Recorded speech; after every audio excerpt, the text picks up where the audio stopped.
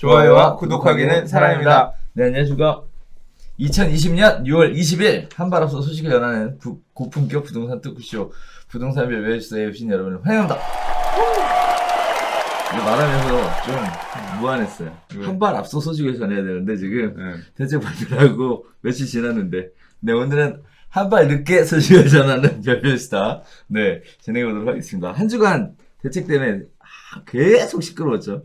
정신이 없었어요. 그러니까 말이에요. 이래저래 정신이 없었어. 좀 달라진 건 있어요. 뭐가요? 요새는 기자들이 절 찾지 않아.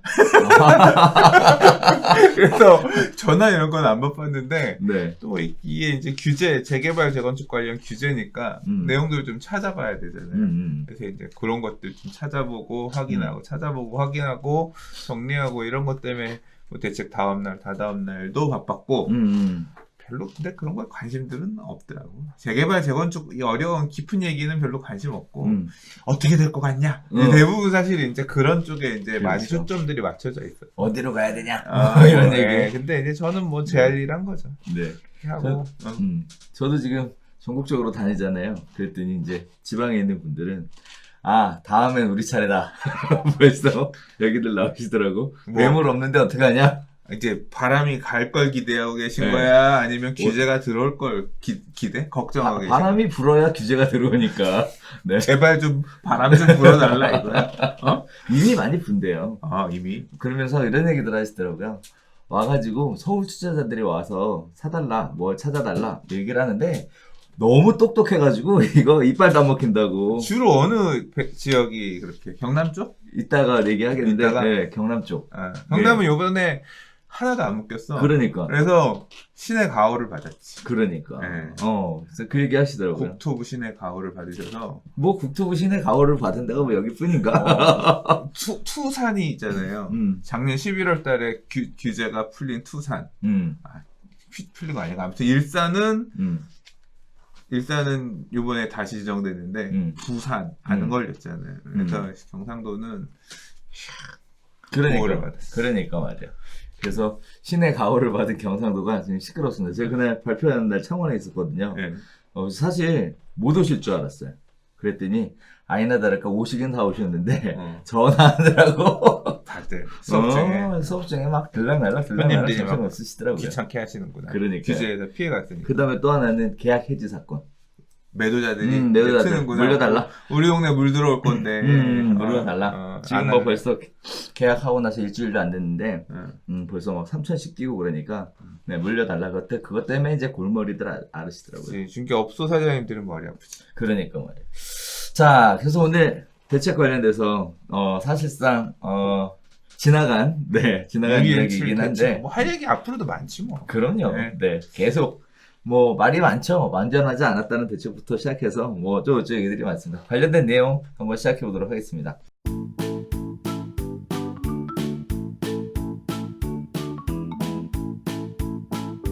자, 첫 번째 소식입니다. 드디어 발표가 됐죠. 6.17 부동산 대책 발표가 됐는데 문재인 정부 들어서 21번째 부동산 대책 이게 발표가 됐습니다. 뭐 여러 가지 얘기들이 있었습니다만 최근에 발표된 것 중에 뭐 12, 16 대책, 그다음에 5, 6 대책 뭐 이런 것들이 있었는데 이번에 6.17 대책 발표가 되면서 수요 억제 측면에서 굉장히 강하게 밀어붙이는 대책이 발표가 됐다. 그 내용도 굉장히 많고 복잡했던 것 같아요.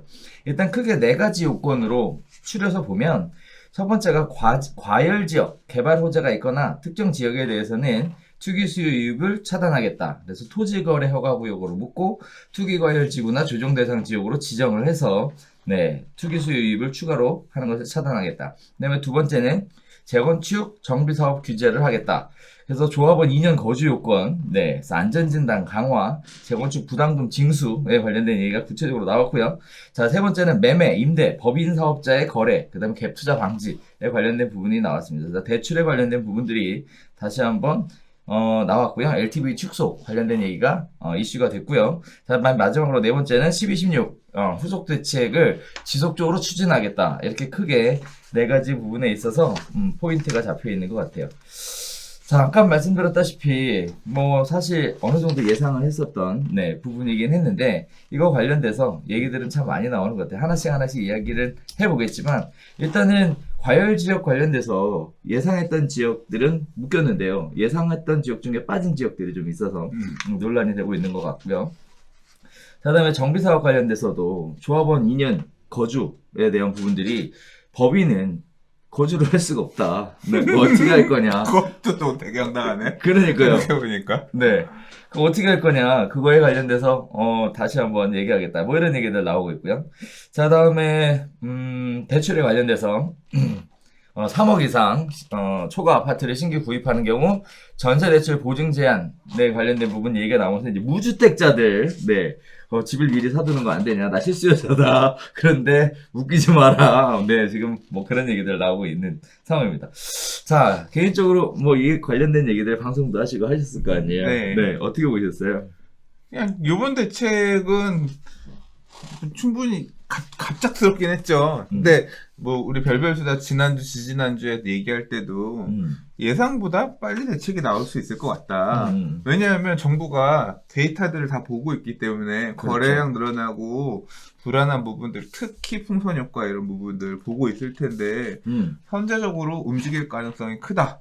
난 여름 봤는데 초여름에 그냥 바로 칼을 날려버렸어. 그러니까. 그래서 그러니까 지금 신경 쓰이는 거예요. 신경 쓰이는 거고 계속 이게 뭐 좀 이렇게 묵혔다 고름 짜고 이런 게 아니라 조금 골물 것 같다 싶으면 바로 써버려. 바로 그냥 얼썩나게. 네, 근데도 사실 이제 그것도 늦었다. 이미 다 오르고 나서 그런 거다. 그런 평가가 없잖아 있기는 하죠. 근데 뭐 어쩔 수는 없잖아요. 뭐 이유도 없이 뭔가 규제를 할 수는 없는 거니까. 그러니까 원인이 있어야 이게 되니까. 사실 뭐 지난 참여정부 시절 노무현 대통령 시절에도 그랬잖아요. 규제 지역이 계속 터물 두고 확대되는 모습들은 당시에 우리 공부 열심히 했잖아.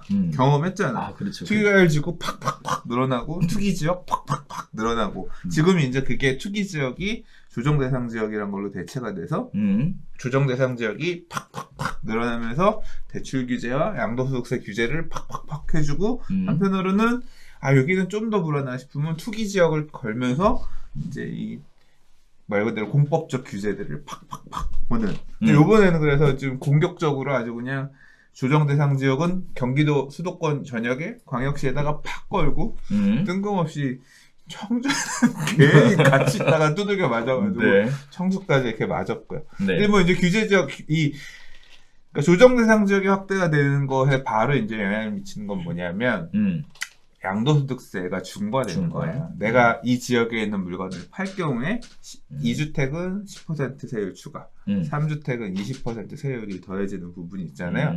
그러니까 풍선 효과 바라보면서 요 경기도권, 수도권 일대 지역에 들어가서 사놓고 가격이 올랐어. 어깨춤을 추는 거지. 역시 내가 잘 들어갔어 하다가 이제 팔려고 생각해보니까 6월 19일부로 투기가율가 딱 묶였기 때문에 세금을 더 내야 팔 수 있다는 거죠. 그럼 호재일까 악재일까? 호재죠. 왜?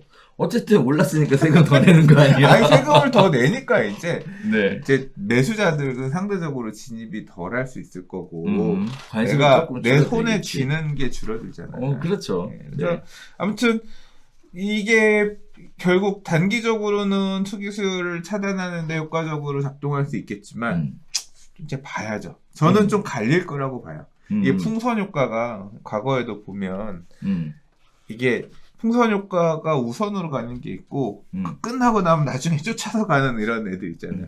거의 풍선 효과라고 하는 건 결국 그거거든요. 야 쟤는 저렇게 비싼데 얘는 근처에 있는데 너무 싸네. 야 이게 싸다. 이거 들어가자 이런 건데 비싼 애는 비싼 애가 이유가 있다니까.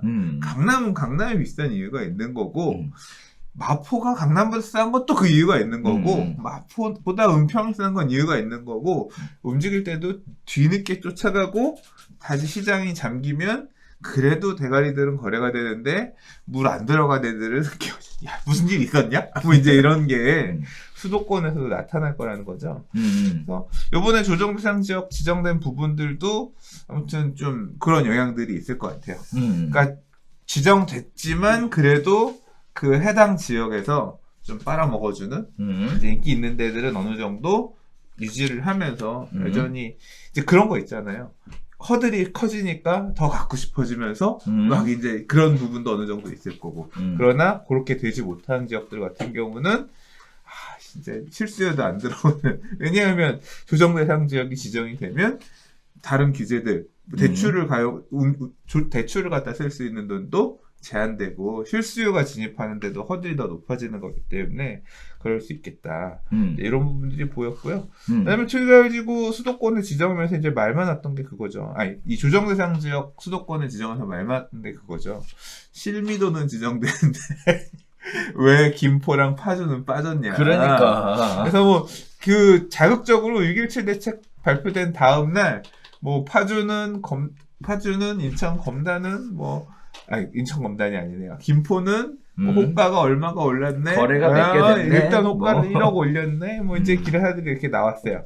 이제 결국 뭐냐면 요번 규제 지역에서 빠진 지역으로도 이제 풍선 효과가 갈 거다. 매도자들은 콧대가 높아지고 이제 매수세들은 그쪽으로 흘러가고 실제로 문의도 되게 갑자기 많이 늘었다. 이제 그런 기사가 보였거든요. 그러니까 왜 여긴 해주고 여긴 안 해줬느냐. 이제 이런 부분에 대한 건데 하겠다 그러잖아요. 여기도 뜨거워지면 바로 지정하겠지.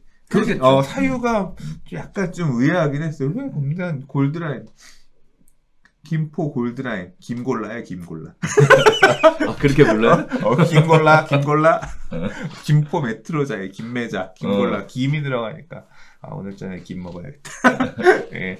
그래서 아무튼 이 김포 쪽이나 파주 쪽으로도 이제 파주도 이제 GTX 들어가는 라인 중심으로 해가지고 새로 지어지고 있는 단지들 분양권이나 이런 쪽에 관심들이 좀 있는 것 같은데 그래서 좀 약간 핫한 상황인 것 같긴 합니다. 그러나 이제 풍선 효과를 해서 들어간 관심이니까 또 계속 보고 있으니 거래량이 늘어나고 호가가 올라가고 풍선 효과가 옮겨가는 모습이 보인다라고 하면 얼른 규제 지역으로 걸겠죠. 한 방에 갈 수도 있습니다. 그러니까요. 이번엔 대책 발표되면서 지금 빠져있는 지역 중에 수장님 언급하셨던 파주하고 김포 지역, 이게 일단 가장 뜨겁게 달아올라가고 있는 상황인 것 같고, 그 다음에 부산, 광주, 울산, 창원, 천안. 지금 보니까 지방분들은, 이 지역에 계신 분들은 이제 밥을 준비해야 된다. 이 얘기하시는 것 근데 같고. 또 약간 조금 생각해봐야 될 게 뭐냐면 이런 지역에 가서 사람들이 부동산을 막 사는 사람들이 보면 그러니까 막 세력들이 가서 산다고 하잖아요. 제가 생각할 때는 불법적으로 하는 매수세들이 많이 있을 거라고 봐요. 불법적이라는 게 뭐냐면 명의신탁. 자기 명의로 다주택하기엔 되게 부담스러운 시절이잖아요. 비규제 지역이니까 짧게 먹고 들어온다라고 생각하는데 그거는 이제 주정대상 지역 추가로 지정돼 버리면 양도세 중과되니까 세금 10% 세율 더 내도 어차피 내가 양도세를 예를 들어 50%를 내도 50%는 가져갈 수 있는 거 아니야? 이제 이런 마음으로 접근하는 사람들도 있긴 하겠습니다만 사실 이제 이런 지역에 막 여러 개 들어가고 이런 사람들의 어떤 투자 패턴들을 보면 법인이 주도했다. 이제 이런 평가가 있었잖아요. 그렇죠. 근데 요번 이제 규제에서 뭘 했냐면 법인을 한편으로 또 조졌잖아요. 그렇죠. 예, 그렇기 때문에 그런 경기권에서 비교제 지역 또는 이 경남권 이런 지역에 이슈가 있는 지역들의 유입세도 법인으로 들어가는 건 일단 주춤할 테니까 한풀 꺾일 거고 개인으로 들어가는 부분도 이제 좀 그럴 텐데 자금 출처 이런 부분도 타이트하게 이제 앞으로 보기로 하고 했기 때문에 이런 부분들을 포함해서 조금 이렇게 투기 세력 저는 사실 투기 세력이라고 생각되거든요. 저도 그래요. 네. 그러면 이제 그런 세력들이 들어가는 데에는 조금 위축될 가능성이 있는데 그 사람들은 나는 모르겠다. 하겠죠. 한번 잡을 테면 잡아봐라. 그럼 이제 이런 게 이제 털리고 사례들이 나오면 사실 좀 털어줬으면 좋겠기도 하다. 근데 사실 이런 생각도 들더라고요. 법인 관련돼서 대출을 막는 거에 관련된 여러 가지 얘기들이 나오는데 사실 법인이 사업하라고 만들어준 거잖아요. 근데 부동산 투자를 하라고 만들어준 부동산 매매 사업도 있어요. 물론 부동산으로 사고 팔고 매매를 해서 그렇죠. 엄연하게 사업에 있는 그거야. 부동산 매매업 있잖아. 그걸 하는 거죠. 그러니까 개인이 상가를 살 수도 있고, 개인 이름으로 사업을 할 수도 있고, 법인 이름으로 사업을 할 수도 있고, 반면에 개인 이름으로 집을 살 수도 있고, 법인 이름으로도 집을 살 수 있는데, 어쨌든 개인 이름으로도 다주택자, 즉, 집을 많이 사면, 범법자 취급하고 있는 상황이잖아요. 그 상황에서 법인으로 이거는 좀 아니지 않아? 라고 하는 거. 한편으로는 역으로 생각해보면 주택이 아닌 상업용 부동산에 관련돼서는 이런 대출 규제 이런 거 안 받잖아요. 그래서 어떻게 보면 약간 좀 그런 생각을 하고 역차별이 있지. 바람직한 방향으로 가라. 응용하지 마라. 근데 그러니까 이게 그런 것 같아요. 철학의 문제가 아니라 이 부동산 관련 규제는 이 방향성이 이렇게 고무줄 같다 그래야 되나? 시장이 안 좋을 때는 임대사업 제발 좀 해서 제발 좀 해주세요. 민간 전월세 좀 공급해 주세요 했다가 그냥 개인들이 살 집도 부족한 상황이 되면 개새끼야 집 사지 마. 이렇게 법이 또 반대로 갔다가 우리나라는 이게 너무 심해. 이게 방향성이 이렇게 너무 많다. 정권에 따라서 왔다 갔다 하고 시장 상황에 따라 갔다 갔다 하고 이게 조금 있는 것 같아요. 결국 저는 제 스스로가 부동산 투자자 베이스라고 생각하는데 이런 파도가 이렇게 치는 거잖아요. 해주세요? 죽을래? 해주세요? 죽을래? 그러면 그걸 뭐 해야 돼? 잘 파도를 타야지. 해주세요 하면 네 갔다가 죽을래로 갈 것 같으면 샥 빠졌다가 다시 이걸 잘 타면 모두가 그냥 욕할 때 욕 좀 덜 먹고 그 다음에 사달라고 할 때 대접받고 뭐 이제 그런 투자자가 될 수 있지 않을까? 네, 뭐 일단 자, 두 번째 여기가 뭐였냐면 재건축 정비사업 관련해서 규제예요. 근데 앞에 거 해야 돼. 얘기 다 끝났어. 아직 안 끝났어요? 그럼 조정대상 지역 하나 얘기했는데. 그러셨어? 알았어요. 투기거래지고 토지거래가지고 우리 근데 토지거래가는 따로 있구나. 그럼 토지거래는 뒤에 얘기하고. 오케이. 토지거래지구는 되게 중요합니다. 사실 저 첫날 이제 막 글 썼더니 질문 댓글 달리고 막 이거저거 말 나와서 처음에 몇 개 답변해주다가 이제 그 다음부터 안 했거든요. 나도 머리 아파. 그 케이스를 하나하나 다 설명하자면 기니까 안 했는데 블로그예요. 자, 이 투기과열지구는 직접적 공법적 규제가 들어가요. 지정되면 재건축 사업에서 조합원 지위 양도가 금지되고 그죠? 특히 이제 요번부터는 걸리기 시작하는 게 뭐냐면 재개발 구역에도 조합원 지위 양도 금지가 됩니다. 이게 되나요? 이게 이제 파리 대책 나오고 2018년, 19년에는 별로 해당되는 게 없었는데 이제 드러나기 시작했어. 왜냐하면 그때 이게 걸리는 게 뭐냐면 2018년 1월 24일 이후에 최초 사업 시행 인가를 접수하는 곳, 재개발 구역이 투기과열지구가 되면 관리처분 인가 이후부터 조합원지 양도가 딱 막히거든요. 그러니까 그런 규정이 이제 그 당시에는 없었지. 왜냐면 2018년 1월 24일이 후에 도래하는 거였고 그때 사업시행 인가 접수한 애들이 관리처분 인가까지 안 간 곳들이 많았으니까. 그렇죠. 근데 지금 이제 막 나오기 시작했어요. 최근에 보니까 이제 요번에 성남의 수정구가 투기과열지구 지정이 됐거든요. 거기 산성구역이라고 관리처분인가 총회하고 인가 지금 기다리고 있던가 그럴 거예요. 근데 여기가 보니까 2018년 1월 24일 이후에 최초 사업시행 인가를 접수했어요. 그럼 여기는 투기과열지구가 지정됐기 때문에 관처 떨어지면 조합원지 양도가 금지되거든요. 이제 이런 식의 수도권 재개발 구역이 많아요. 많이 있어서 사실 다 확인해 본 건 아니지만 아무튼 걸릴 사례들이 나오기 때문에 투기과열지구를 요번에 수도권에 많이 지정했단 말이에요. 그렇죠. 그래서 지금 지정된 곳들이 보면 요번에 지정된 데가 수도권에? 네, 여기 있어요. 여기 있네. 네, 밑에. 성남 수정, 그다음에 수원. 그러니까 수원도 다 걸려요. 수원도 재개발 많잖아. 그렇죠. 안양 재개발도 걸리고 안산 단원, 구리, 군포, 의왕, 용인, 수지, 기흥, 화성, 동탄2. 뭐 동탄2 이런 데들은 없다고 치더라도 뭐 수지, 기흥 이런 쪽도 별로 없다고 치더라도 의왕이나 군포나 구리나 이런 데도 재개발 구역들, 재건축들이 있단 말이에요. 많죠. 특히 인천도 많아요. 인천, 연수, 남동, 서구. 그다음에 대전도 4개의 구가 걸렸어요. 동구, 중구, 서구, 유성구. 그러니까 여기에 재개발 구역들도 2018년 1월 24일 이후에 최초 사업 시행 인가를 접수한 곳이라고 하면 조합원지 양도가 딱 막히는 거지. 그렇죠. 사고 팔고 안 되는 거예요. 그러면 나는 단타 치러 들어가려고 했는데 어떻게 돼? 꼼짝없이 묶여서 입주할 때까지 기다려야 된다는 거. 지금 예외 규정 있잖아요. 근데. 예외 규정이 되게 재개발은 빡빡해요. 재건축은 이게 초기 단계인 조합 설립 인가 단계부터 걸었기 때문에 그러니까 조합 설립 인가부터 계속 조합원지 양도가 금지되거든요. 너무 기니까 예외가 여러 가지가 있어요. 뭐 예외가 여러 가지는 뭐냐면 뭐 직장 이런 해외를 가야 되고 뭐 그런 이유가 있으면 예외적으로 해주는 게 있고 사업이 지지부진하면 조합 설립 인가가 났는데 3년 이상 사업 시행인가 신청을 못해. 야, 여기는 안 될 것 같다. 그러면 이제 3년 이상 소유한 사람 건 해주고 착공을 했는데 3년 이상 준공이 안 났어. 아, 되게 오래 걸리네.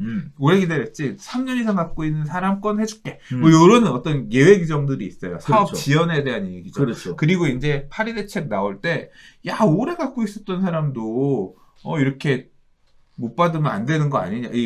기회는 좀 줘야 될 거 아니냐. 내가 10년 넘게 갖고 있었어. 그래? 10년 넘게 갖고 있었고 5년 이상 거주했으면 너는 한번 팔게 해줄게. 근데 너 2주택이면 안 돼. 1주택 요것만 있을 경우에 한번 해줄게. 되게 얄밉다. 이렇게 그거 정도의 이제 예외 규정으로 팔 수 있는 게 재건축은 있어요. 네. 이유는 뭐다? 사업이 굉장히 초기인 조합 설립부터 계속 거니까. 근데 재개발은 분양권처럼 새 아파트 받을 수 있는 조합원 입주권을 사고 팔고 하는 걸 막기 위해서 2017년 파리 대책 도입한 거거든요. 그러다 보니까 얘는 되게 끝부분에 가서 가는 거예요. 3년 이상 뭐 유예 이런 게 없어. 지연될 게 없어. 왜냐하면 다 끝나는 단계에서 가니까. 그래서 여기는 10년 이상 보유, 5년 이상 거주권만 조합원지 양도가 가능하거든요. 그런 사람이 없어. 그래서 재개발은 실질적으로 그러니까 10년 이상 보유, 5년 이상 거주한 재개발 조합원 입주권은 조합원지 양도가 가능한데 그 1주택자의 경우에만 라고 하면 가능한데 이 단타 들어간 놈이 10년 이상 보유 5년 이상 거주 안 했을 거 아니야. 원주민 중에 찐 원주민만 이게 조건을 맞출 수 있다고요. 실질적으로 거의 다 막힌다. 재개발을 조합원 입주권은 그런 제한적인 물건만 살 수 있다. 이건 뭐예요? 사고 싶어도 못 사. 조합원 입주권도. 그러니까 사고 싶은 물건이 딱 차단되는 효과가 생기고 반대로 엑시트도 안 돼. 이 사람들도 물려 있는 거지. 그러면서 이제 투기과열지구라고 하는 지구 지정도 됐으니까 대출 규정 이런 것도 빡세게 들어와서 이제 돈 문제 생기면서 머리 아픈 조합원들도 나올 거고 혼란 이런 것들이 많이 생길 거다. 그리고 이제 요번에 이제까지의 우리 공법 규제가 이 부동산 규제 지역들이 보통 보면 이제 제일 밑단에서 조정대상 지역. 사실 조정대상 지역 전에도 뭐 다른 거 규제하고 이런 거 있지만 조정대상 지역, 투기과열지구, 투기지역 여기까지가 이제 그래서 이게 모든 걸 다 갖췄다 였는데 이제 이번에 하나 더 나왔잖아요. 토지거래 허가구역. 맞다. 그래서 요거를 4개의 왕관을 다 갖고 있어야 돼. 조정대상, 투기과열지구, 투기지역에 토지거래 허가구역까지 4개를 다 들고 있는 4개의 왕관을 다 들고 있는 여기가 뭐다? 진짜 왕이다. 정부가 공인하는 최고 사람들이 희망하는 요지의 땅일 것이다. 지금 여기에 요번에 4개 동이 생겼죠. 왕관이다. 야. 왕관이지. 4개의 크라운이에요. 트리플 크라운이 아니라 포스트 크라운이야? 뭐야? 더블, 트리플, 포스트 맞아요? 네. 아무튼. 그렇군요. 그러면 한간에 얘기한 것처럼 뭐 재건축 그 조합원 관련돼서 분양 신청을 하려면 이전 거주 요건을 갖춰야 할 수 있다라는 내용 때문에 재개발로 사람들의 관심이 전환될 것이다 라는 부분에 있어서는 이건 안 그럴 수도 있겠네요. 왜요? 아니 뭐 할 수 있는 게 없다며. 거래할 수 있는 게. 이건 이제 재개발도 그렇죠. 근데 재개발 이제 뒷단에서 거의 가서 그런 거니까 그 전에는 진입할 수 있잖아요. 그러니까 나는 실수요야. 그리고 여기 재개발로 받을 거라는 사람들은 들어갈 거고 이제 조합원 입주권 살려는 사람들은 못 사는 거죠. 투기과열지구 안에서. 투기과열지구는 이제 몇 개 되면 조정은 되게 넓게 됐는데 투기과열지구는 뭐 그것도 투기과열지구도 넓게 되긴 했네요. 생각해 보니까. 근데 이제 그거랑 두 개의 별개로 이제 두 번째 얘기가 정비 사업의 본격적인 규제를 위한 이제 이게 포함이 됐잖아요. 그렇죠. 난 이거 보고서 깜짝 놀랐어. 별거 없네. 뭐 이런 식으로 보다가 왜냐하면 이 규제 지역 확대는 예상했던 거잖아요. 그렇죠. 어차피 지금 풍선 효과 맨날 언론에서 풍선 효과가 막 여기저기 나고 있어요. 어쩌고 저쩌고 하니까 이거 지금 제발 좀 때려주세요. 조져주세요. 누가 그런 표현하대? 조진 대상구요. 조정 대상이 왜 그래? 아니 그런 느낌으로 언론에서 계속 조져주세요. 뭐 그런 느낌으로 계속 나오잖아. 여기가 지금 불이 났고 뭐 사람들이 어쩌고. 그러니까 그 지역을 딱 깔 거라는 거는 대충 알고 있었는데 네.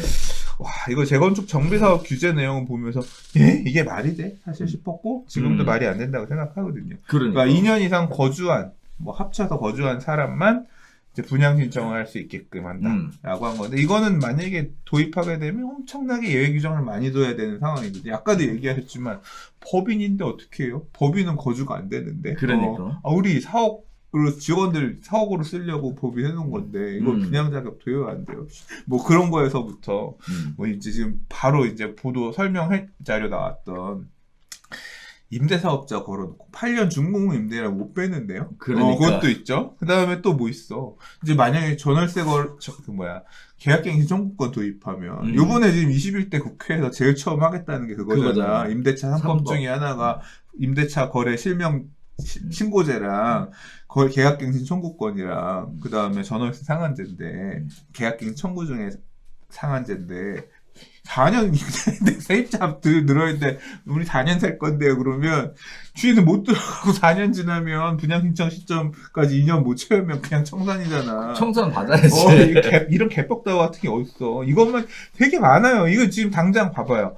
지금 인천 이런 데들 안산 단원 이런 데 요번에 투기과열지구 지정됐잖아요. 네. 지금 조합 설립 인가 나중 미래 얘기예요. 미래. 그러니까 지금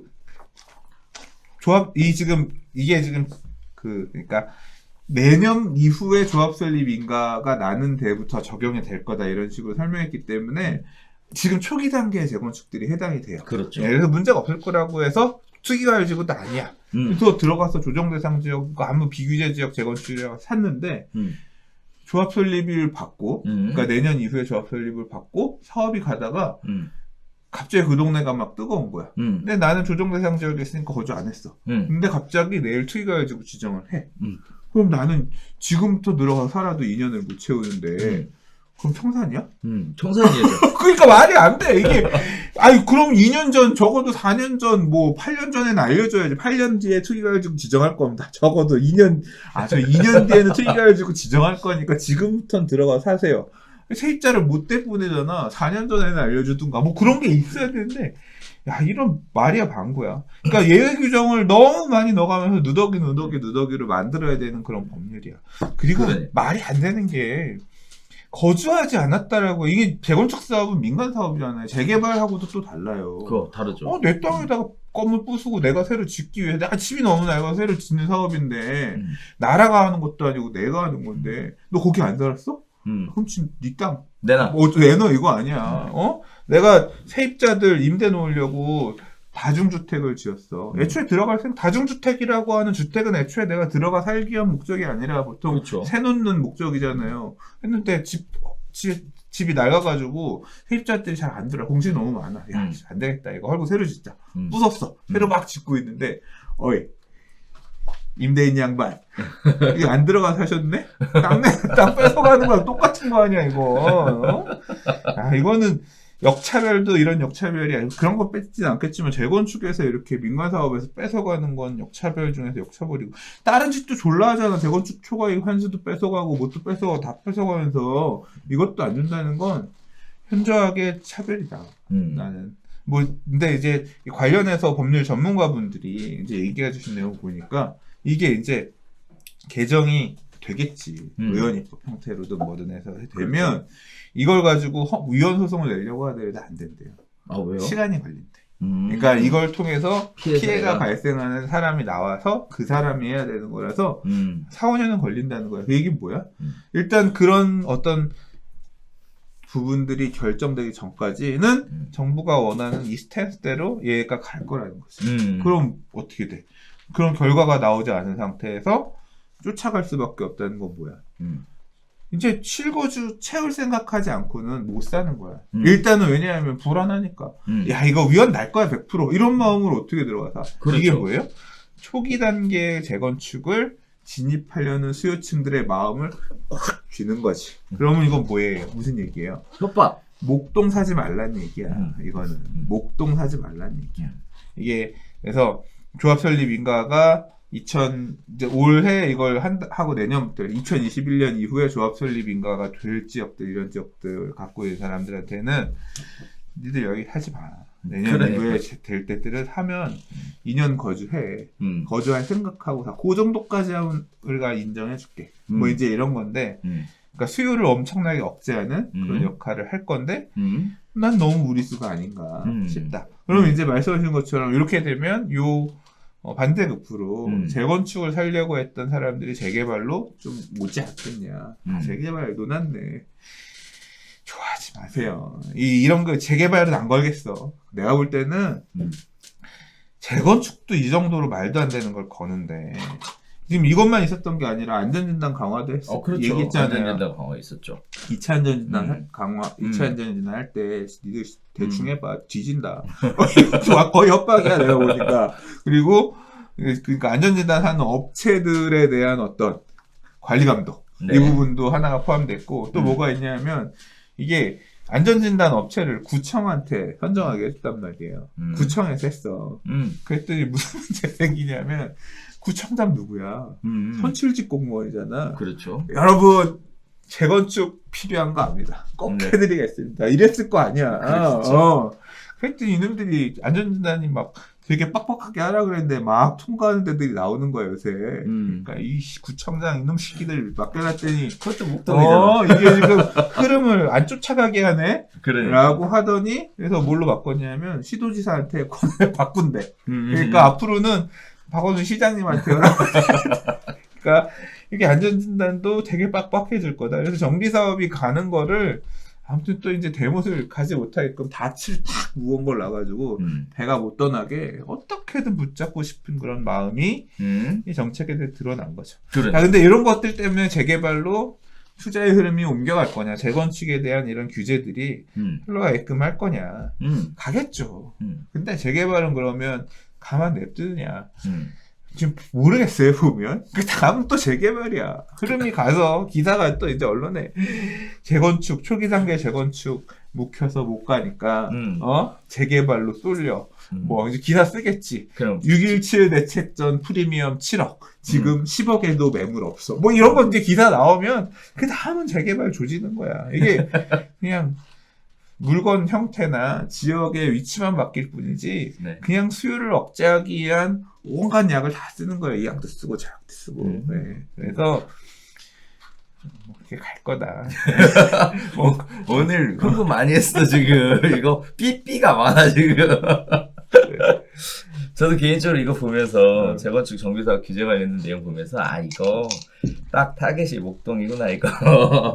안전진단 통과시켜놓고 이제 말 나올 것 같으니까 다시 얼거매겠다. 네. 그러니까 말씀 없으신 압구정도 포함이에요. 압구정 포함이에요? 그렇죠. 그러니까 초기 단계 재건축들은 다 니들 할 생각하지 말아라. 뭐 거의 그런 느낌이야. 그런 얘기. 그다음에 또 하나 생각하는 건 뭐냐면 이게 나오자마자 이제 법인이 어떻게 할 거냐 이 얘기가 딱 나오면서 가만 생각해 보니까 그런 생각이 드는 거예요.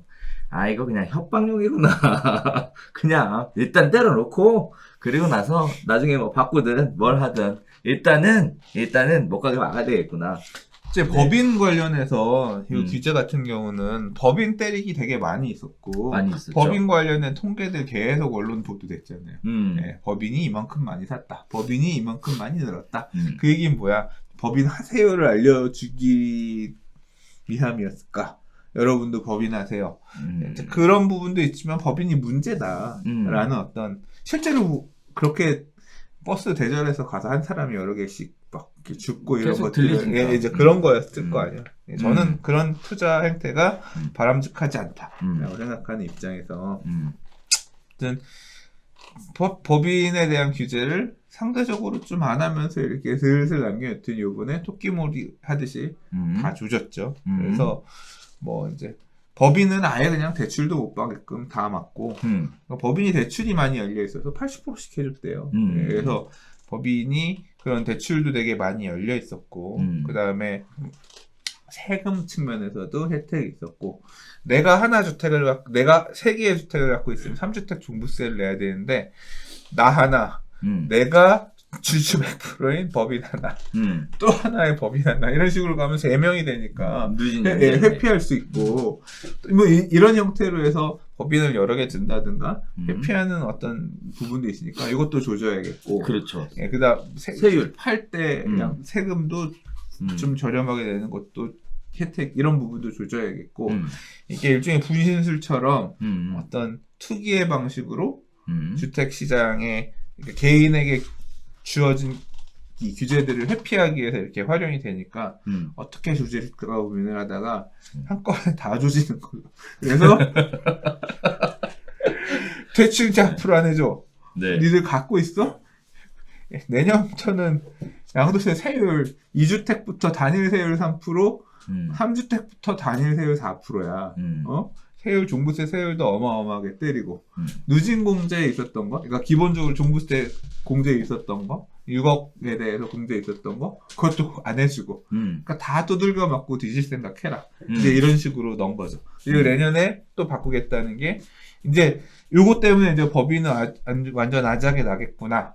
이제 그런 평가들이 많았는데 또 이게 사례도 그런 식으로 설명을 해놨어요. 보도자료에 보면. 근데 이제 세금이란 게 그런 게 있잖아요. 재산세든 종부세든 뭐가 있냐면 올해 100만 원 냈으면 내년엔 150만 원이야. 최대. 그러니까 이게 올해 근데 내년에 150 내면 그 이듬해에는 150 곱하기 150 하면 225인가? 아마 대충 그 정도일 거예요. 이런 식으로 해서 전년도 1.5배. 왜냐하면 급격하게 늘어나면 세금 못 내고 망하니까. 그런 상한 제한이 있는데, 요번에 이제 종부세법 원래 20대 국회에서 처리하려다가 안 했던 12, 16 대책의 그 내용이 뭐냐면, 200%인 걸 뭐 2주택자, 3주택자에서 전년도에 3배.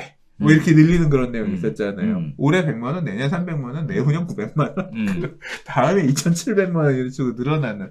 그러니까 그렇게 그 세부담 상한 부분이 이제 요것도 이제 바꿔가지고 적용되게끔 하겠다고 했거든요. 3배? 아마 300% 했던 것 같아요. 그러면 이제 법인들도 올해 법인들이 세금 많이 안 냈으면 내년에는 뭐 예를 들어 2배, 3배가 늘어난다고 하더라도 그 범위 내겠지. 그러니까 이 법인으로 갖고 있는 사람들도 내년에 종부세가 너무 무서워서 엄청나게 막 더 낸다기보다는 이제 앞으로 한 2, 3년은 도망칠 여유가 있긴 있는 거예요. 야, 종부세 말고 양도세 중과되는 부분, 그러니까 양도세가 아니라 이제 법인세가 기존의 10% 세율 추가가 아니라 20% 세율 추가되는 게 있지 않냐.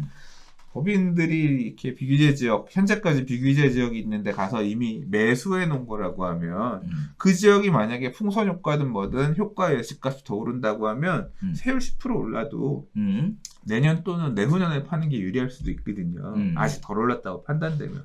나 아직 먹은 게 없는데 조금 매도 타임을 늦출래 이렇게 생각할 수도 있잖아. 뭐 정확한 통계는 모르겠는데 이렇게 법인들이 들고 있는 매물이 뭐 10만 개? 정확하게 모르겠어요. 이제 그런 어디서 이제 읽었는데 법인들이 이렇게 들고 있는 매물들이 뭐 올해 안에 혜택들이 종료되기 전인 올해 안에 갑자기 그 해당 지역에 출하되기 시작하면 물량이 쏟아지면서 가격이 안정화될 수 있다. 이런 평가를 하시는 분도 계세요.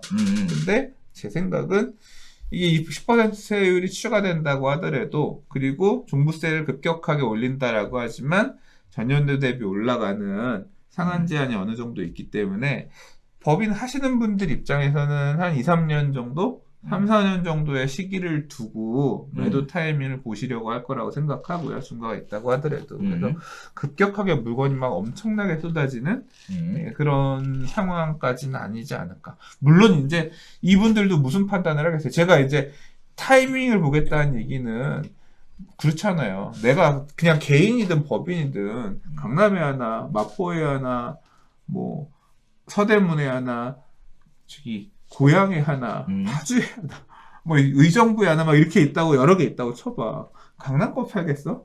이거 순서대로 고를 거 아니야. 의정부는 많이 덜 먹어도 덜 가져갈 거. 이렇게 던지기 시작하면 이것도 뭐가 생겨요? 졸라 물건이 많이 나오는 동네가 생기고 역시 안 나오는 동네 이 안에서도 이제 옥석이 가려지거든요. 법인 물건들 던지는 거. 이제 그런 거에 따라서도 물량이 출하되는 지역들은 차별화되면서 나타날 거고 물건이 늘어나고 별로 안 늘어나고는 조금 차이가 있을 것 같다. 이렇게 보여져. 뭐 한편으로 그래도 법인 관련돼서는 개인으로 하나 가지고 있고 법인으로 하나 갖고 있으면 어쨌든 2주택이지만 그건 중과 대상은 아니죠. 그러니까 너무 많이 갖고 있지 않은 법인은 또 그냥 굳이 그렇게 막 공포를 가질 필요는 없는 거지. 그러니까. 더 사는 거는 이제 별로 메리트가 없는데. 그러니까 상황에 따라서 다들 자기는 어떻게 하는 게 나을지들 세무사들 지금 상의해가지고 어떻게 하자 지금 플랜들 다 짜고 준비들 이제 얼추 마무리했을 것 같아. 자, 또 한편으로는 뭐 저 같은 경우에 이제 사업하는 입장이라 약간 뭐 엊그저께도 아는 분 만나서 이런 얘기를 좀 했었는데 일단 기본적인 수익성만 보장이 된다면 옛날처럼 큰 부동산을 가지고 있는 사업, 그러니까 지방에다가 이렇게 해서 뭐 물류 사업이라든지 공장이라든지 이런 거 사업을 하다가 뭐 그런 호재들이 좀 생겨서 가격이 올라가면 사업 규모도 확장하고 뭐 직원도 더 늘리고 이런 형태로 많이들 사업들 키워 오셨잖아요. 사실 이렇게 해버리면 이게 양도세 인상하고 뭐 공제에 대한 부담이 종부세에 대한 부담 이런 것들이 늘어나면 사업하시는 분들 입장에서 힘 빠진 얘기가 근데 이게 주택이잖아. 이게 이 종부세가 토지에 대한 종부세, 주택에 대한 종부세 다르잖아요. 그래서 주택 갖고 이런 거 안 한 분들은 별로 뭐 문제 없을 것 같은데. 그래요?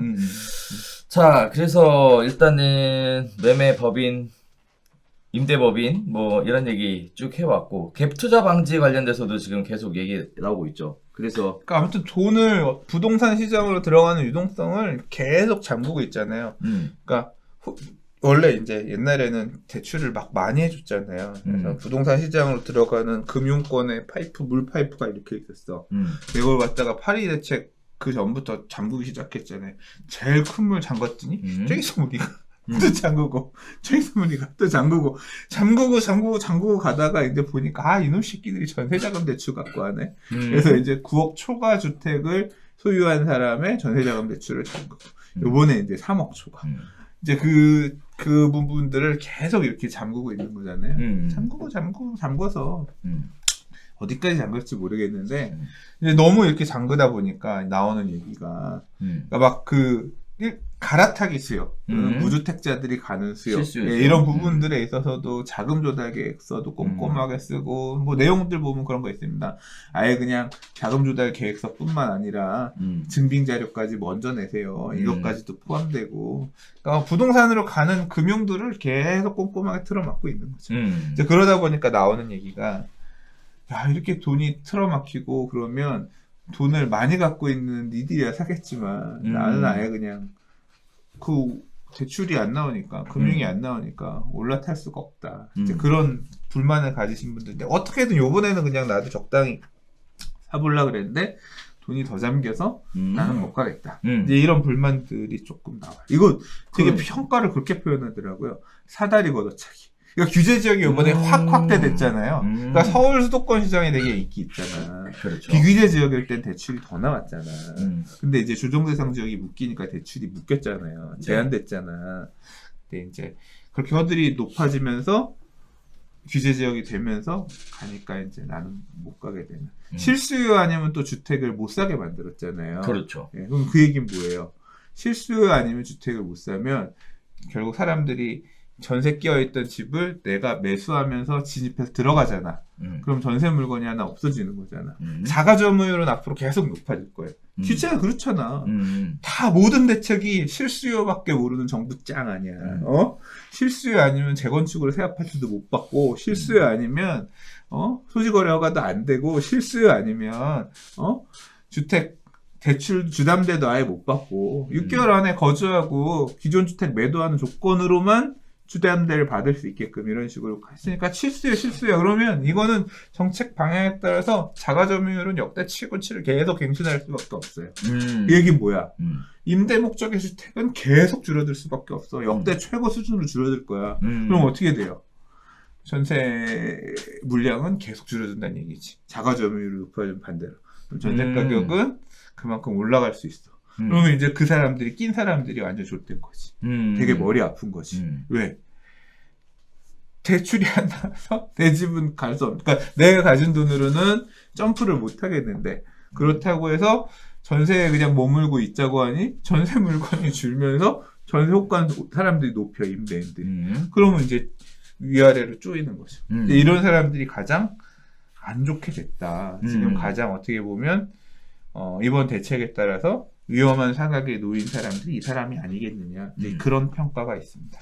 저는 충분히 어느 정도 우려할 만한 그런 부분이 있다고 생각해요. 최대의 피해자가 무주택자가 될 수 있다. 그러니까 그 대출을 받아서 올라가지 못하는 그러니까 전세 가격 올라가는 부분에 대한 것. 근데 뭐 최대의 피해자가 아닐 수도 있고. 왜냐면 앞으로 부동산 가격이 이제 지금 꺾여서 계속 안정화된다고 생각하면 아이고 그때 그 상투를 안 잡은 게 얼마나 다행이야. 내가 무주택자분들 생각하실 수도 있죠. 가능성 측면에서. 그러니까 일단은 그렇게 그런 니즈가 꺾였다는 부분에 있어서 전세 가격을 더 지불해야 되는 그런 처지에 놓였다는 측면에서는 최대의 피해자라고 볼 수도 있지만 요번에 그것 때문에 집을 못 사긴 했는데 장기적으로 집값이 떨어지기 시작하면 아이쿠 그때 돈이 대출이 안 나서 집을 안 산 게 이렇게 잘한 일이네 이제 그렇게 노래를 부를 수 있는 날도 올 수 있겠지만 어떤 결과가 나올지는 나도 모르겠다. 또 뭐 실입주 해야 되니까 뭐 실입주를 그러니까 지역별로 좀 차이가 좀 날 것 같은데 뭐 반드시 6개월 내에 실입주가 아니라 즉시 실입주해야 되는 지역이 또 따로 지정됐잖아요 이번에. 지역별로 상대적 차이가 좀 있지 않을까 싶은데 아무래도 무주택자분들은 어떻게 보면 말씀하셨던 것처럼 좀 쇼크네요. 사다리 걷어차기. 그러니까 그 표현을 많이들 하는데 이제 저는 이게 정책 의도가 그건 아니라고 생각하거든요. 아예 그렇게 국민들을 힘들게 일부러 만들려고 정책을 내는 게 어디 있겠어. 그냥 그렇죠. 정책의 부작용으로 그런 결과가 나왔다는 걸 비꼬기 위해서 사다리 걷어차기를 하고 있다. 이제 이런 얘기가 나오고 있는데 당하는 입장에서는 분통이 터질 수도 있을 것 같아요. 자, 한편으로는 유동성 자금이 지금 계속 풀려나가는 상황에서 이렇게 규제를 계속 매수에 대한 규제를 굉장히 강력하게 한다고 이게 계속 효과가 있겠느냐라는 얘기는 또 따로 얘기해 볼 만한 얘기인 것 같아요. 어쨌든 뭐 이번에도 무슨 뭐 34조가 풀렸네, 무슨 토지보장금이 뭐 몇십 조가 또 풀리네, 뭐 계속 이렇게 얘기 나오고 있는 상황에 과연 어느 정도 효과를 보일지에 대해서는 또 한번 지켜봐야 될 것 같습니다. 자, 이제 6.27 부동산 대책 관련해서는 얘기 좀 다 하셨습니까, 선생님? 네, 뭐 12, 16 대책 후속 조치는 네. 별로 이제 임팩트가 없어요. 사실 뭐 공급 얘기 뭐 하겠다고 했는데 이미 떡밥이 쉬었어. 그리고 그냥 그런가 보다. 아 저게 있구나. 제초안 얘기가 빠졌네. 뭐 제초안 아무튼 아까 재건축 부담금 철저하게 징수하겠다. 이게 이제 앞으로 나온 복병입니다. 저는 재건축 초과이익 환투제에 따른 재건축 분담금들 이제 통보해서 실제 징수하는 사례들 나오면 이게 또 이제 재건축에도 큰 좀 충격을 주지 않을까. 쇼크죠, 쇼크. 네. 자, 지금까지 6.27 부동산 대책에 관련된 얘기를 쭉 나눠봤는데 확실히 뭐 여러 군데에서 다양하게 접하시다 보니까 네, 감정적으로 많이 동화가 돼 있으신 상태인 것 같아요. 자, 6.27 부동산 관련된 얘기들이 지금 시장에 계속 연일 이슈가 되어서 나오고 있습니다. 네, 관련된 내용에 대해서도 뭐 법이 완전하지 않았다, 뭐 계속 땜빵을 해야 된다, 입법 과정을 거쳐야 된다, 뭐 기타 등등의 이야기들이 계속 나오고 있는데 아무튼 뭐 좀 지켜봐야 될 것 같습니다. 자, 관련된 내용, 네, 이제 두 번째 이야기로 한번 넘어가도록 하겠습니다. 자, 부동산 대책 효과 점점 짧아지고 있다. 내성이 점점 커나가고 있다. 뭐 이런 얘기입니다. 자, 9.13 대책 후 하락세는 32주가 지속됐고요. 12, 16 대책 후에는 9주간의 하락세가 지속됐습니다.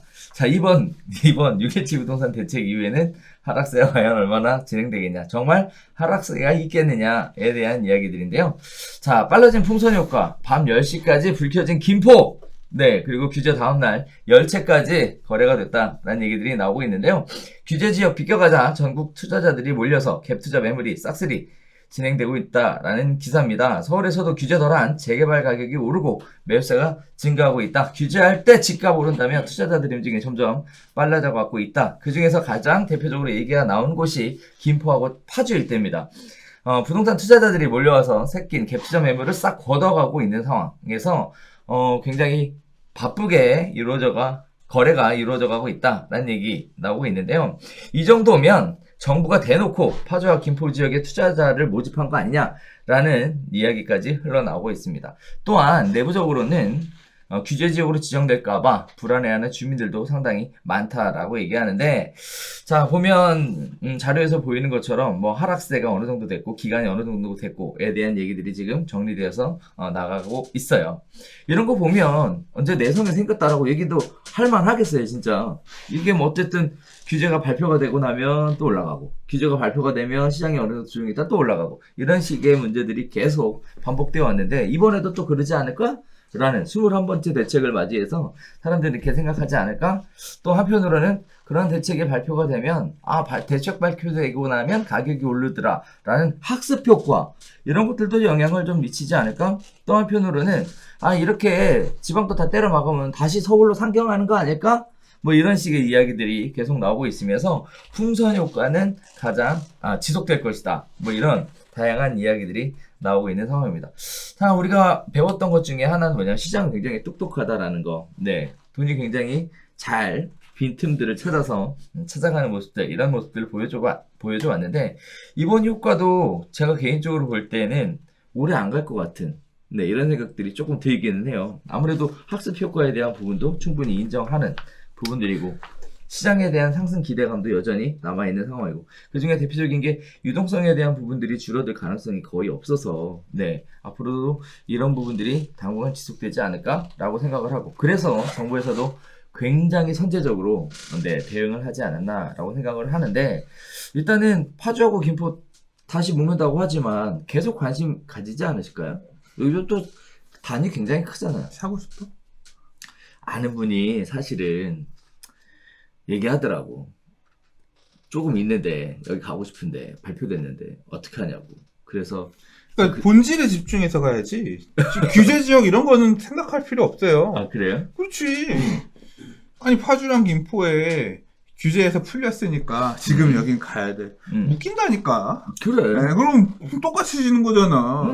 그러면 예를 들어 6개월 뒤에 보면 파주나 김포나 인천이나 검단이나 뭐 다 그놈이지. 다 똑같은 규제 지역에 새로 신규 진입할 유인은 별로 없어지니까 결국 투자한다는 얘기는 내 물건을 얼마나 비싸게 가서 사줄 수 있는 사람이 많으냐를 보고 들어가는 거잖아요. 그렇죠. 6개월 뒤에 1년 뒤에 똑같아진다니까. 똑같이 규제 지역으로 가고 호가만 이렇게 올라갔다 출렁임이 조금 그 그래프가 시점이 다를 뿐이지 결국 달라지는 거죠. 그래도 어쨌든 지금 안 묶였으니까. 그러니까 진입할 수도 있다. 진입할 수도 있고, 그리고 당분간 묶일 때까지 가격 상승을 기대해 볼 수도 있고. 그러니까 이런 얘기를 하더라고요. 본질을 보고 가야지. 이런 얘기들 내가 여기에 수요를 갈 수 있겠다. 여기가 좋겠다. 뭐 그런 게 있으면 가는 게 맞는 거고. 저는 별로 관심 없어요. 짤짤이 하는 거. 짤짤이 표현 좀 그렇지만 네. 그러니까 저의 관심 지역들이 아니기 때문에 근데 저는 그냥 하는 사람들도 있겠구나 싶은 거지. 근데 이제 가시더라도 그런 부분들을 고려해서 이제까지 안 가고 뭐 했어요? 관심 있었으면 이제 땅이 팔렸대. 이제 땅이 팔리셨대. 20년 갖고 있던 땅이 이제 팔려고. 그것도 부천 쪽에 갖고 있던.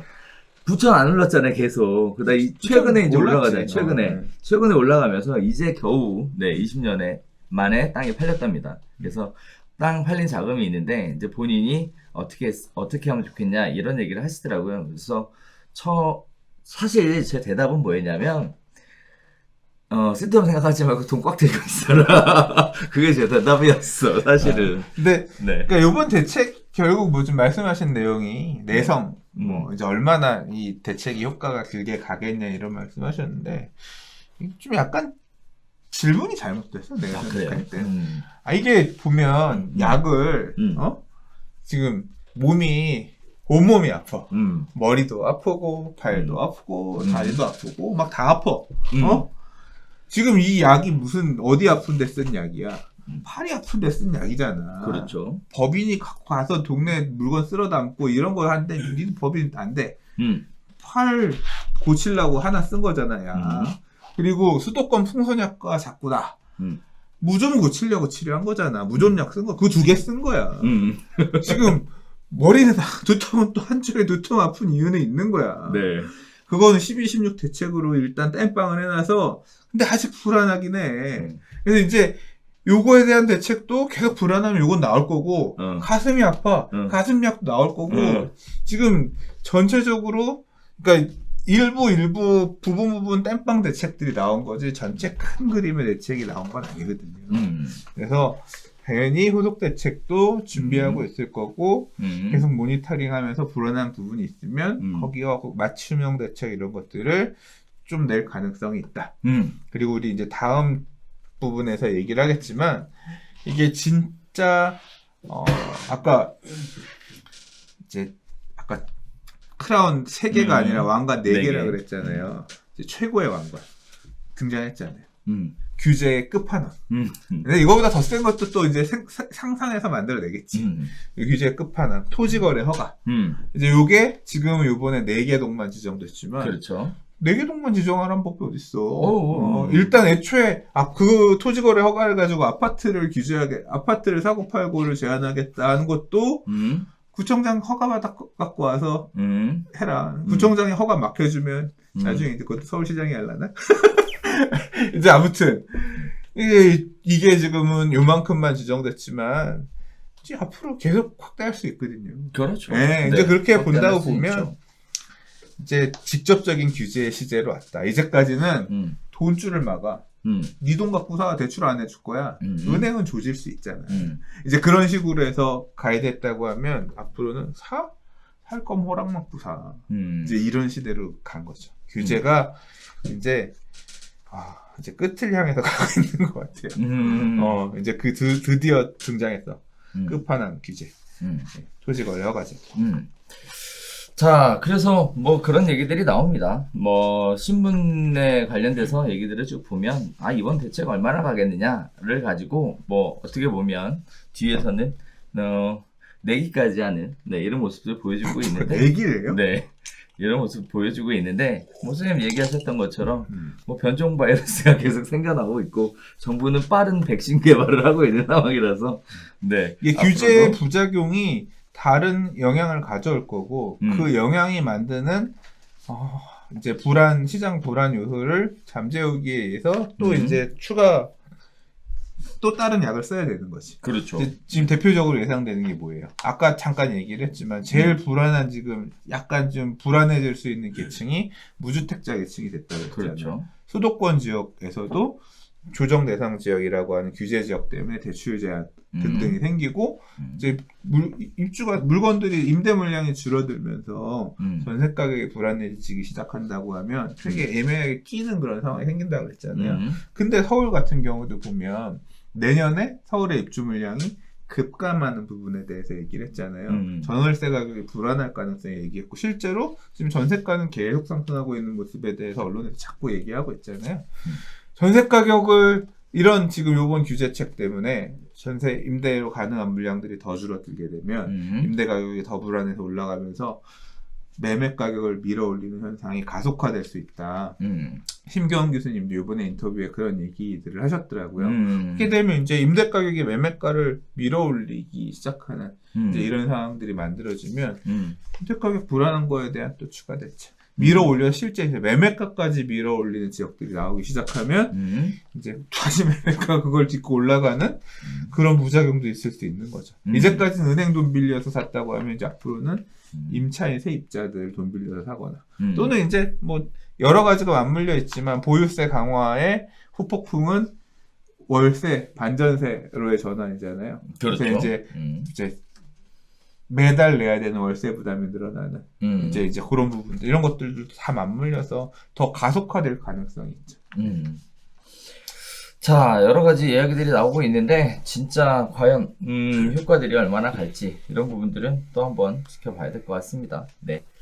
자, 이제 드디어 가장 핫 이슈라고 할까요? 네, 토지거래 허가 관련된 세 번째 이야기 한번 나눠보도록 하겠습니다. 자, 영동대로 지하공간 복합개발과 잠실스포츠 마이스 개발 사업으로 인해서 토지거래 허가구역으로 삼성, 청담, 대치, 잠실을 지정하겠다라는 내용이 발표가 됐습니다. 주택거래 신고가 아니라 토지거래 허가입니다. 네, 그래서 완전히 개념 자체가 다른 얘기인데요. 자, 토지거래 허가구역으로 묶는다라는 얘기는 결국 2년간 실거주를 해야 한다라는 얘기인데 여기서 실거주는 좀 다른 게 잔금과 동시에 입주해야 한다라는 차이점을 또 가지고 있습니다. 자, 그다음에 무주택자여야 한다라는 조건을 또 가지고 있고요. 그다음에 세 번째는 자금 조달 계획서를 제출해야 한다라는 얘기인데, 일단 주거지역은 18제곱미터, 상업지역은 20제곱미터를 20제곱미터가 넘어가는 경우 이상의 경우에는 허가를 받고 계약해야 한다라는 내용인데, 만약에 지켜지지 않으면 2년 이하의 징역 또는 토지 가격의 30%에 해당하는 벌금에다가 계약은 무효가 된다라는 얘기를 지금 하고 있는 상황입니다. 자, 이거 관련해서 얘기가 참 할 게 많은 것 같은데, 일단 뭐 여러 가지 얘기들이 있습니다만, 경기가 불확실한 상황에서도 이런 쪽으로는 굉장히 돈이 몰려갈 것으로 예상하고 있어서 선제적인 조치를 했다라는 게 이제 정부의 발표인데요. 지금은 지도에서 보이시는 것처럼 4개 지역들이 이렇게 표시가 빨간색 라인으로 만들어져 있습니다. 자, 이거 관련해서 얘기가 제일 먼저 나왔던 것 중에 하나는 뭐냐면, 이게 법정동 기준이냐 행정동 기준이냐를 가지고 얘기가 나오는데요. 잠실 4동의 파크리오와 잠실 6동의 장미 아파트는 행정동으로는 잠실동이지만 법정동으로는 신천동이라서 여기는 토지거래 허가 구역이 아니다라는 얘기가 나오고 있습니다. 그랬더니 이제 주민들이 난리가 났어요. 거기하고 여기하고 뭐가 다른데 거기는 안 해도 되고 여기는 해도 되냐에 대한 이야기들이 나오고 있는 상황입니다. 자, 두 번째는요. 이 지역들을 토지 허가 구역으로 묶으면 과연 이 지역에만 영향을 미칠 것이냐, 아니면 이 지역이 좋다라는 지정을 해준 거니까, 선제적으로 해준 거니까 이 부분들에 대한 것이 서울의 풍선 효과, 즉 이 주변으로 번져나갈 것이다 라는 이야기들이 지금 계속 뜨겁게 이슈를 달구고 있습니다. 아무래도 그 시작은 파크리오나 장미 아파트 중심으로 시작되지 않을까라는 우려 섞인 목소리도 나오고 있고요. 자, 그리고 또 하나는 뭐냐면, 과거에 알고 있었던 토지거래 허가구역하고 지금 얘기하고 있는 토지거래 허가구역이 법 개정된 내용이 있어서 과거의 내용하고 좀 다르다라는 겁니다. 과거에는 계약을 하고 토지거래 허가 신청을 하고 허가를 못 받으면 계약은 무효, 즉 이거를 판례에서 정하는 유동종 무효로 이렇게 판단을 했었는데요. 이번에 실거래가에 관한 법률이 바뀌면서 허가를 받고 계약하지 않으면 무조건 징역 살아야 되고 벌금 내야 되는 걸로 이렇게 이 바뀌었어요? 바뀌었어.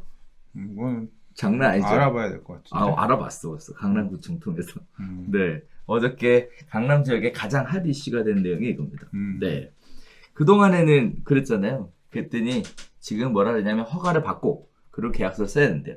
만약에 허가를 안 받고 계약서를 먼저 쓰고 허가를 받으면 요 징역하고 벌금이 해당된다 라는 내용을 공식적으로 얘기를 한 상황이에요. 한번 확인을 해봐야겠다. 그러니까 해보셔야 될 것 같아요.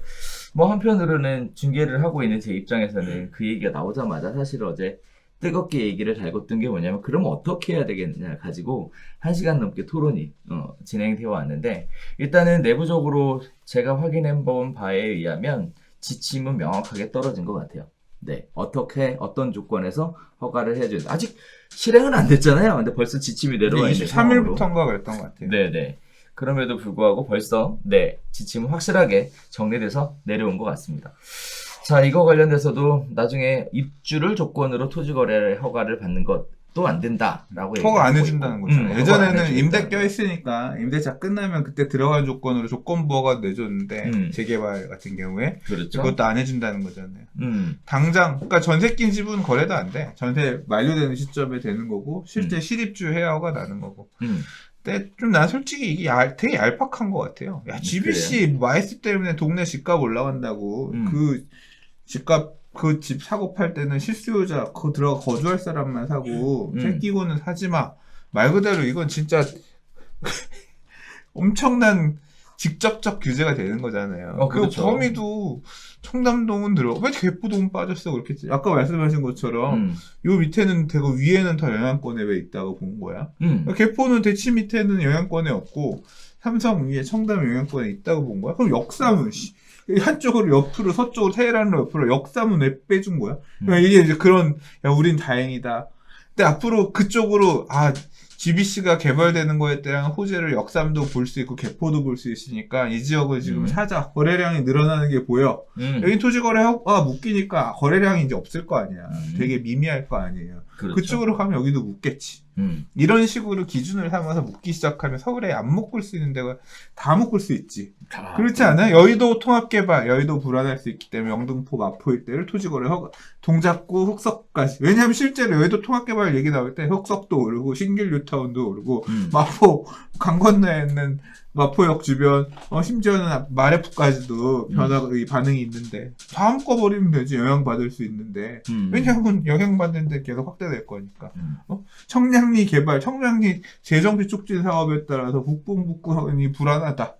창동 그 도시재생 관련해 불안하다. 주박 다 그런 식으로 묶으면 용산 불안하다. 용산 아파트 다 묶고 묶었잖아요 지금 용산. 용산은 지금 네. 아파트는 안 묶었잖아요. 그렇죠. 이제 이런 식으로 묶고 확대하고 하면 서울의 주요 강남권역이나 아니면 강북의 주요 핵심 지역들 주변에 있는 아파트들 거래까지도 다 묶을 수 있는 건데 이 토지거래 허가 조건이 되게 골 때리잖아요. 그렇죠. 이제 거래는 급감하니까 취득세는 어마어마하게 줄어들 거야. 강남구, 서초구 이런 데도 이제 막 가는 거지.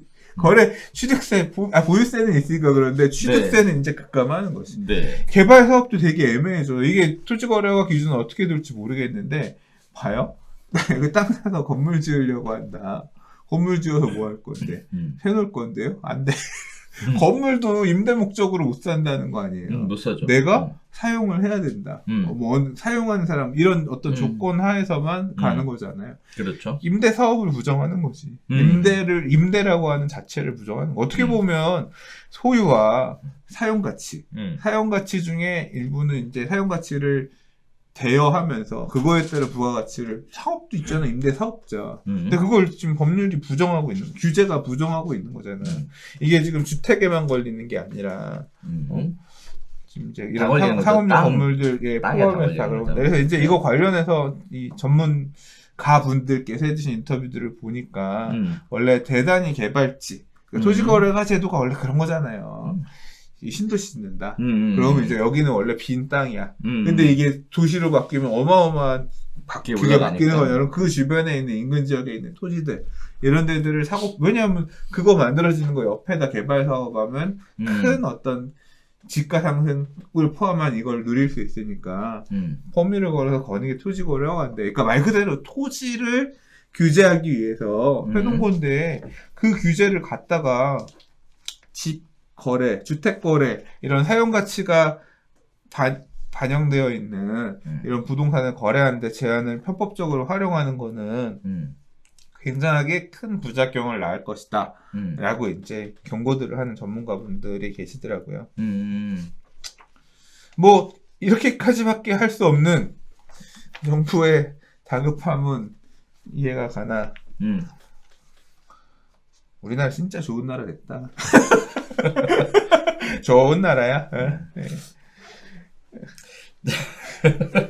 자, 일단 토지거래허가 구역을 묶였다라는 내용이 발표가 됐고요. 아직 시행이 되어 있지 않은 상황이기 때문에 지금 사실 말씀드렸던 삼성, 청담, 대치, 잠실 쪽에 있는 부동산 중개업소로 문의가 어마무시하게 쏟아지고 있다라는 내용들입니다. 뭐 들리는 얘기로는 네. 확인된 건 아니에요. 근데 네. 뭐 어떤 언론이랑 카페 이런 데 올라온 거 보면 이거 나오기 전에 무슨 잠실의 무슨 아파트가 20건이 거래가 됐네. 그러니까 확인 거래가 됐다 말이니까 그러면서 막 동호수까지 막 몇 호 거래 이렇게 올라왔어. 근데 이제 확인된 부분이 아니니까. 근데 이제 그게 맞다고 하면 허가 받기 전에 이미? 진입하려는 사람들이 이제 찍은 거지. 일단 왜냐하면 허가 받고 거래는 안 되니까 지금 그냥 들어가서 살 거면 아예 그냥 요번에 막차다 생각하고 가자는 사람이 간 거지. 왜?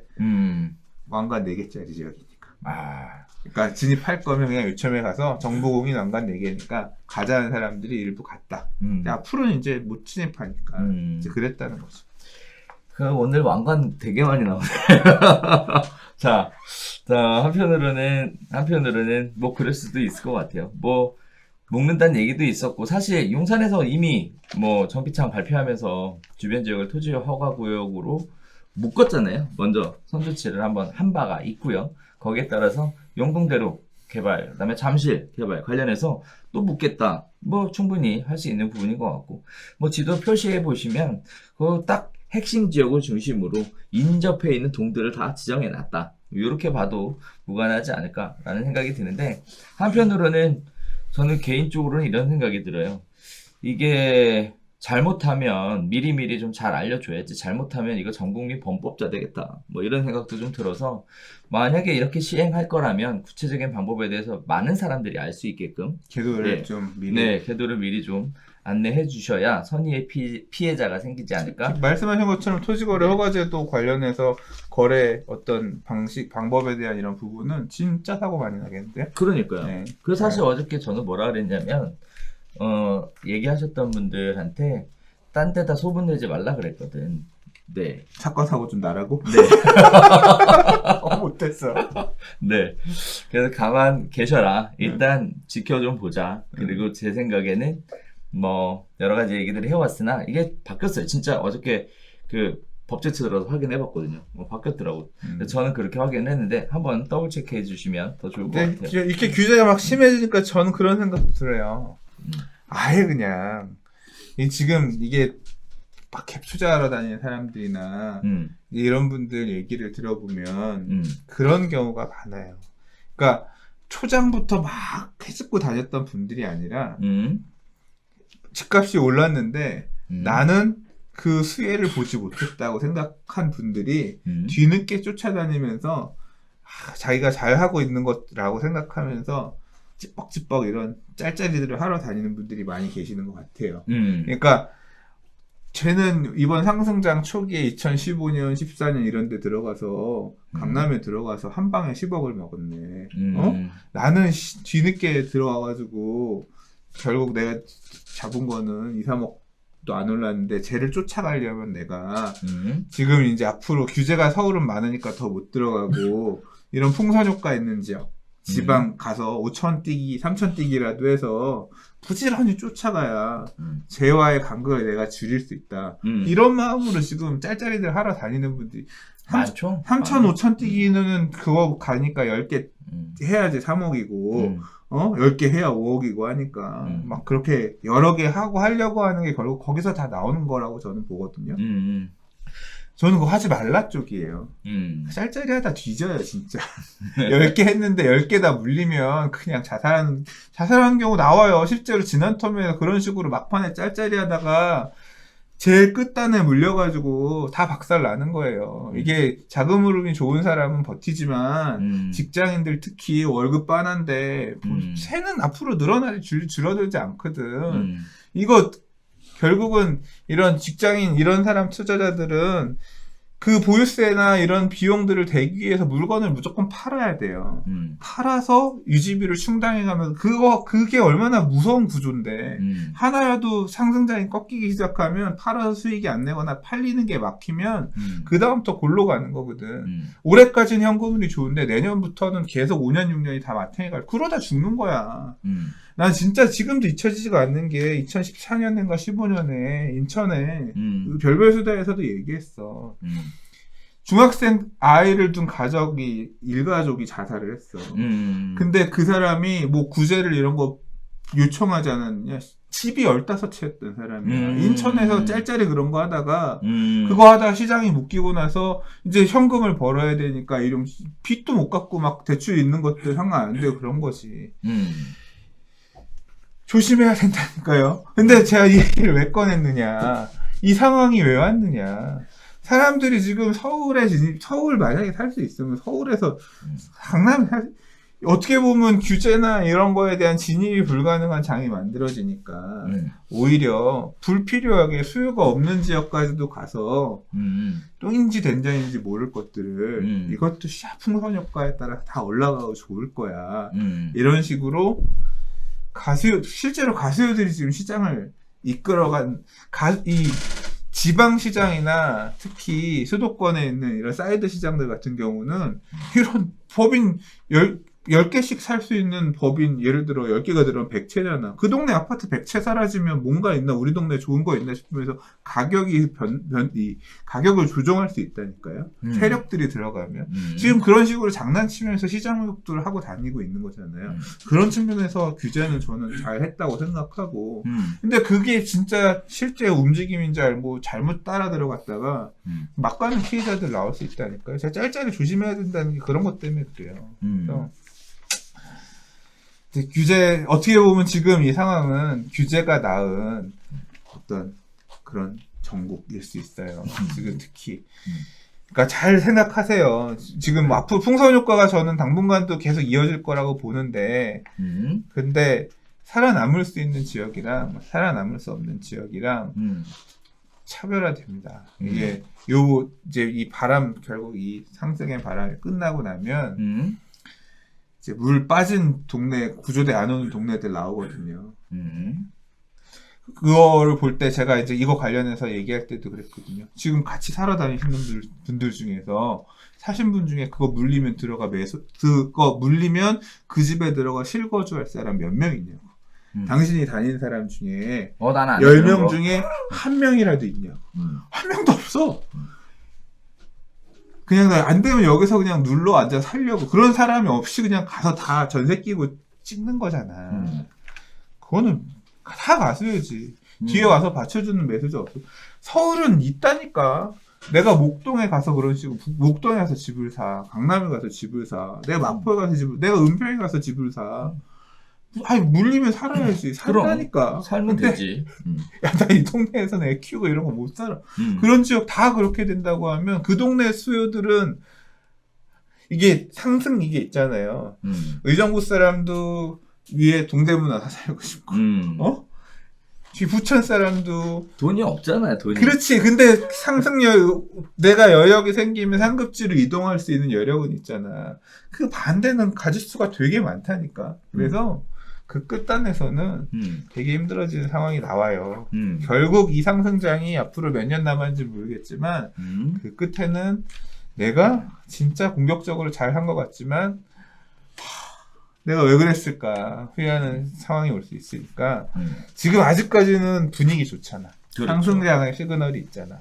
그러나 이럴 때일수록 지금부터는 조금 그런 짤짤이들을 자제하고 아까 본질 뭐 파주 김포 이런 것도 그런 규제가 있다 없다가 포인트가 아니라니까. 규제는 다 있을 수 있고 앞으로 더 계속 확대될 거예요. 규제가 되면 지금부터 막 규제되는 여긴 진짜 금 싸라니까 정부가 공인해서 규제해줬네. 그거는 지금 왕관 4개 이런 데들 왕관 3개 이런 데들 얘기고 이제 아닌 데들이 있을 수가 있기 때문에 앞으로는 왕관이라고 다 똑같은 왕관이 아니다. 자, 그래서 때려잡자고 6.17 대책 만들어놨는데 수장님 마음에 안 든다고 막 했잖아 지금. 그러니까 저는 자본주의가 무너지는 것 같은 소유권이 부정되는 것 같은 이런 공법교 주제가 말이 돼. 야, 이거는 상상도 아무튼 뭐 그런 부분들이 저의 가치관에 반하기 때문에 불만이란 거고 뭐 이런 선택을 할 수밖에 없었던 뭐 정책을 만드시는 분들의 고뇌나 이런 부분에 대해서 우리도 그런 이해 안 돼. 이해 안 돼. 뭐 하시는 건 어쩔 수 없는데 그러나 저는 이해도 안 되고 싫어. 우리 그런 얘기를 잠깐 한 적이 있어요. 아시는 분들이 이렇게 얘기하는 게 이런 얘기들 하시더라고. 도대체 방사관 가속기가 뭐야? 진짜 나 청주 우선 거기는 가만히 앉아가지고 그래서 그런 얘기를 한 적이 있어요. 그래서 저도 가만히 들으면서 대화 자체가 진짜 그렇더라고요. 그래서 그날 얘기 나왔던 건 뭐냐면 지금 이성적으로 움직인다기보다 감성적으로 움직이는구나 이런 얘기들을 하는 얘기를 들으면서 나름 여러 가지 생각들을 하게 했는데 저 같은 경우에는 이렇게 싸서 쟁겨놓는 건 해도 터는 걸 못 하거든요. 그러니까 터는 건 그러고 보니까 다 나라에서 털어줬네 경매로. 그래서 터는 걸 잘 못 하거든요. 그러다 보니까 맨날 물리는구나. 물리는 개념이 아니고 가지고 있는 걸 좋아하는 거죠. 익절을 못해. 경매로 털었다며. 뺏긴 거죠. 이자를 못 내서. 네. 사업하다가 문제가 좀 생겨서 그랬던 가슴 아픈 기억이 있어요. 사업은 힘들어. 그래서 그런 부분들이 경험이 있어서 그 이후에는 사실 소장님이 얘기했던 것처럼 뭐 이렇게 투자만을 위해서 잘 알지도 못하는 지역에 가서 뭔가 시장 조사를 하고 하는 거에 대해서 개인적으로는 사실 잘 모르겠어요. 그래서 그렇게 잘 모르는 상황에서 방송을 하다 보니까 한편으로는 제 관심 대상이 아닌 지역들도 굉장히 많이 나오는 것도 사실은 사실이에요. 네. 그런 내용을 하면서도 또 한편으로는 보면서 이제 많이 물어보잖아요. 그냥 이런 생각도 드는 거예요. 나는 다음에 어디로 이사를 갈까? 그런 생각을 해요. 꾸준하게. 그리고 진짜 이렇게 토지거래 허가구역으로 묶이면 풍선효과 그 인근 지역으로 펼쳐져 가지 않겠냐라는 거에 대해서 저도 개인적으로는 뭐 괜찮을 것 같다는 생각은 사실은 들어요. 왜냐하면 옆에가 보니까 그래요. 압구정, 논현동, 역삼동, 개포동, 일원동, 뭐 송파동, 뭐 방이동, 신천동 나쁘지 않거든요. 이런 부분들 때문에 과연 진짜 또 이런 지역까지 확대해 나갈지 뭐 할지는 봐야 되겠습니다만 아무튼 소장님이 얘기하셨던 것처럼 본인이 직접 들어가서 살 수 있는 집이라면 네 이라는 어떻게 보면 약간 좀 보수적인 생각을 저도 가지고 있는 건 사실입니다. 지금 이제 6.17 대책 관련해서 지금 엄청나게 많이 얘기한 것 같은데 시간 많이 지났나요? 네. 네. 이런저런 이야기들을 다양하게 나눠봤는데 요새 뭐 유튜브에도 이런 얘기 굉장히 많이들 하셨더라고요. 카페에서도 굉장히 시끄러울 것 같은데 요새. 조회수 빨기에 좋은 주제잖아. 그러니까 온갖 유튜버들이 네. 다 그래요? 하는 것 같고. 네. 저는 남이 하는 거 보지는 않았어요. 아 그래요? 제 거만 하고 매일매일 뉴스 브리핑 정리해서 올리는 것도 너무 벅차. 그렇구나. 그리고 최근에 좀 이슈가 있었어가지고. 뭐요? 이 격투 게임의 성지인 정인오락실이라는 데가 있거든요. 노량진에. 저희가 이번에 그래요? 코로나 때 네. 이제 그런 사람들 와야 되는 공간이 있잖아요. 결국은 이제 코로나를 못 이기고 폐업하셨어요. 아 그래요? 네. 근데 이제 거기 폐업하시면서 이제 갑자기 폐업을 결정하시고 그냥 갑자기 있는 물건들을 다 정리하셨거든요. 근데 제가 이 격투 게임을 좋아하는 줍줍하러 갔어요? 사람으로서 이제 그렇죠. 그래서 줍줍은 아니고 그 오락실에서 사용되던 오락기판을 소장하고 싶은 거예요. 왜? 격투 게임 성지에서 굴러가던 그 격투 게임 기판이잖아. 오리지널 기판이잖아. 캐비넷이랑. 그래서 조금 구했어. 아무튼 그거 하느라. 그거 근데 진짜 막 헐값에 부산으로 팔려나가고 제가 근데 아무튼 마지막 날 겨우 하나 구해서. 그분도 참 가슴 아프겠다. 이제 되게 우리나라 격투 게임 하시는 분들 입장에서는 은인 같은 분일 수 있는데 결과적으로는 뭐 이렇게 잘 안 돼서 너무 안타깝긴 하죠. 저 이번에 또 좀 충격적인 얘기 하나 들었어요. 게임방 요새 어떨 것 같아요? 게임방? 네, PC 게임방. PC방? 네. 잘 안 될 것 같은데. 대박이래요. 대박이래요? 진짜 어이가 없어가지고 완전 특수였다는 거예요. 왜 그래요? 아니 지금 집합금지 명령 떨어지고 이 난리인데 무슨 소리냐 그랬더니 애들이 학교를 안 가잖아요. 갈 데가 없으니까 죄다 게임방 직결이래요. 그래가지고 게임방이 때 아닌 특수를 누렸다는 얘기가 있던데 한편으로는 되게 막 가슴이 철렁한 거예요. 그치. 문제 생기면 어떡하려고. 다 바이러스 감염되기 딱. 그러니까요. 완전히 환경 자체가 예술이잖아요. 보내는 엄마들 되게 용 같은. 모르고 가는 거지. 엄마한테 얘기하면 엄마가 보냈겠어. 야, 나는 겁난다. 그러니까. 그런 부분들이 아직 뭐 사각지대로 남아있더라고요. 나 오늘 지금 사실 코로나도 되게 무서운 게 아침에 오는데 네. 이렇게 왔어요. 성동구청 옥수초등학교 등교한 6월 17일 옥수초등학교 등교한 6학년 학생 전원 및 교직원은 6월 20일 옥수초교에 설치된 선별진료소에서 코로나19 검사 바람. 이거 우리 학교 애들 우리 애들 학교 이런 것도 오기 시작하면 이제 헬게이트 이거 검사해서 뭐 나오고 하면 이제 확 늘어나 그런 거잖아. 내가 보고 섬뜩하더라니까 이거 딱 아침에 보는데. 근데 이런 게 앞으로 더 늘어날 거 아니야. 그러니까 이게 저는 개인적으로 그런 생각도 들어요. 의무잖아요. 학교를 가야 되는 의무. 그러다 보니까 가야 된다라는 마음이 더 앞서니까 약간 무리하게 되는 케이스들 이런 게 더 문제를 더 일으키지 않나? 그렇다고 해서 또 자율로 하면 또 딱 안 갈 거잖아. 아, 근데 문제 있어. 우리 애들도 이거 온라인 수업 하다 보니까 내가 생각할 때 안 들리거든? 네.